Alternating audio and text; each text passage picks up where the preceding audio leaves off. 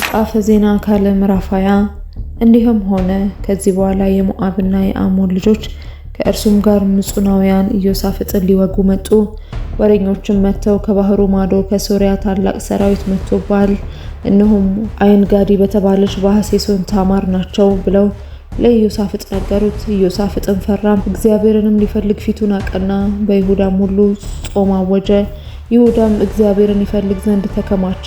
ከይሁዳም ከተሞች ሁሉ እግዚአብሔርን ይፈልጉ ዘንድ መጡ። ኢዮሳፍጥም በይሁዳና በኢየሩሳሌም ጉባኤ መካከል በእግዚአብሔር ቤት ውስጥ በአዲሱ አደባባይ ፊት ቆመ። እንዲህም አለ፣ አቤቱ የአባቶቻችን አምላክ ሆይ በሰማይ ያለህ አምላክ አንተ አይደለህምን? የአሕዛብንስ መንግስታት ሁሉ የምትገዛ አንተ አይደለህምን?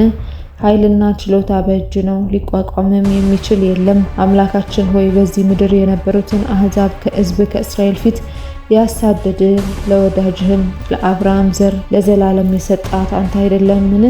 እነርሱም ተቀመጡባት፣ ለስምህ መቅደስን ሰርተውባት። ክፉ ነገር የፍርድ ሰይፍ ወይም ቸነፈር ወይም ራብ ቢመጣብን ስምህ ባለበት በዚህ ቤት ፊትና በፊት ቆመን በመከራችን ወደ አንተ እንጮሃለን፣ አንተም ሰምተህ ታድነናለህ። አሁንም እነሆ እስራኤል ከግብጽ ምድር በወጡ ጊዜ ያልፉባቸው ዘንድ ያልፈቀድህላቸው ነገር ግን ፈቀቅ ብለው ያላጠፏቸው የአሞንና የሞዓብ ልጆች የሴይርም ተራራ ሰዎች እነሆ ለወሮታችን ክፋት ይመልሱልናል፣ ከሰጠህንም ርስት ያወጡን ዘንድ መጥተዋል። አምላካችን ሆይ አንተ አትፈርድባቸውምን?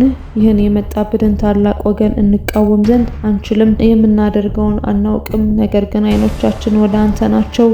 የይሁዳም ሰዎች ሁሉ ከሕፃናቶቻቸውና ከሚስቶቻቸው ከልጆቻቸውም ጋር በእግዚአብሔር ፊት ቆመው ነበር። የእግዚአብሔር መንፈስ ከአሳፍ ወገን በነበረው በማታንያ ልጅ በይጽኤል ልጅ በበናያስ ልጅ በዘካርያስ ልጅ በኢሄዜል ላይ በጉባኤው መካከል መጣ። እንዲህም አለ፣ ይሁዳ ሁሉ በኢየሩሳሌምም የምትኖሩ አንተም ንጉሡ ኢዮሳፍጥ ስሙ፣ እግዚአብሔር እንዲህ ይላችኋል፣ ሰልፉ የእግዚአብሔር ነው እንጂ የእናንተ አይደለምና ከዚህ ታላቅ ወገን የተነሳ አትፍሩ፣ አትደንግጡም። ነገ በእነርሱ ላይ ውረዱ።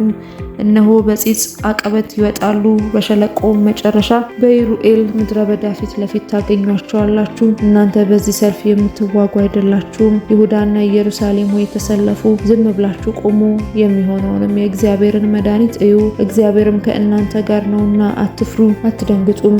ነገም ውጡባቸው። ኢዮሳፍጥም በምድር ላይ ተደፋ። ይሁዳም ሁሉ በኢየሩሳሌምም የሚኖሩ በእግዚአብሔር ፊት ወደቁ፣ ለእግዚአብሔርም ሰገዱ። ሌዋውያንም የቀዓት ልጆችና የቆሬ ልጆች የእስራኤልም አምላክ እግዚአብሔርን በእጅግ ታላቅ ድምፅ ያመሰግኑ ዘንድ ቆሙ። ማልደውም ተነሱ፣ ወደ ቴቁሔም ምድረ በዳ ወጡ። ሲወጡም ኢዮሳፍጥ ቆመና፣ ይሁዳና በኢየሩሳሌም የምትኖሩ ሆይ ስሙኝ፣ በአምላካችሁ በእግዚአብሔር እመኑ ትጸኑማላችሁ፣ በነቢያቱም እመኑ፣ ነገሩም ይሰላላችኋል አለ። ከሕዝቡም ጋር ተማክሮ በሰራዊቱ ፊት የሚሄዱትን ምሕረቱ ለዘላለም ነውና እግዚአብሔርን አመስግኑ የሚሉትን ጌጠኛ ልብስም ለብሰው የሚያመሰግኑትን ለእግዚአብሔርም የሚዘምሩትን መዘምራን አቆመ። ዝማሬውንም ምስጋናውንም በጀመሩ ጊዜ ይሁዳን ሊወጉ በመጡ በአሞንና በሞዓብ ልጆች በሴይርም ተራራ ሰዎች ላይ እግዚአብሔር ድብቅ ጦርን አመጣባቸው፣ እነርሱም ተመቱ። የአሞንና የሞዓብ ልጆችን በሴይር ተራራ በሚኖሩት ላይ ፈጽመው ይገድሏቸው ዘንድ ያጠፏቸውም ዘንድ ተነስተውባቸው ነበር። በሴይርም የሚኖሩትን ካጠፉ በኋላ እያንዳንዱ ባልንጀራውን ለማጥፋት ተረዳዳ። የይሁዳም ሰዎች ወደ ምድረ በዳ ግንብ በመጡ ጊዜ ሕዝቡን አዩ፣ እነሆም በምድሩ ሁሉ ሬሳ ሞልቶ ነበር፣ ያመለጠም ሰው አልነበረም። ኢዮሳፍጥና ሕዝቡ ምርኮ ይወስዱ ዘንድ መጡ። ብዙ ከብትና ልዩ ልዩ ዕቃም ልብስም እጅግ የሚያማረ ዕቃ አገኙ። በዘበዙትም፣ ሁሉንም ይሸከሙ ዘንድ አልቻሉም።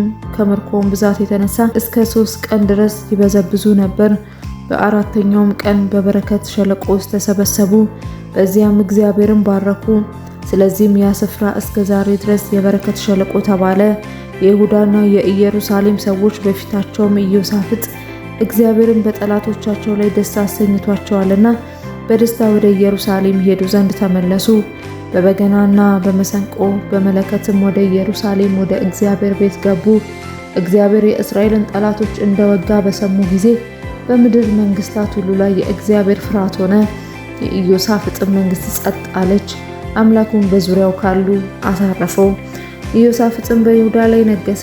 መንገስን በጀመረ ጊዜ የ35 ዓመት ጎልማሳ ነበር። በኢየሩሳሌምም 25 ዓመት ነገሰ። እናቱም የሺልሂ ልጅ አዙባ ነበረች። በአባቱም በአሳ መንገድ ሄደ፣ ከእርሱም ፈቀቅ አላለም። በእግዚአብሔር ፊት ቅን አደረገ። ነገር ግን የኮረብታው መስገጃዎች አልተወገዱም።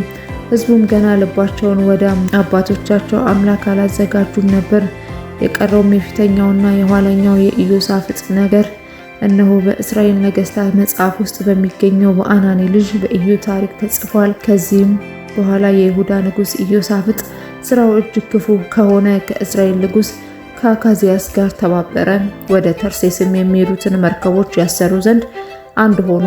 መርከቦቹንም በኤጽዮ ጋብር አሰሩ። የመሪሳም ሰው የዶዳያ ልጅ አልዓዛር ከአካዚያስ ጋር ተባብረዋልና እግዚአብሔር ስራህን አፍርሶታል ብሎ በኢዮሳፍጥ ላይ ትንቢት ተናገረ። መርከቦቹም ተሰበሩ፣ ወደ ተርሴስም ይሄዱ ዘንድ አልቻሉም።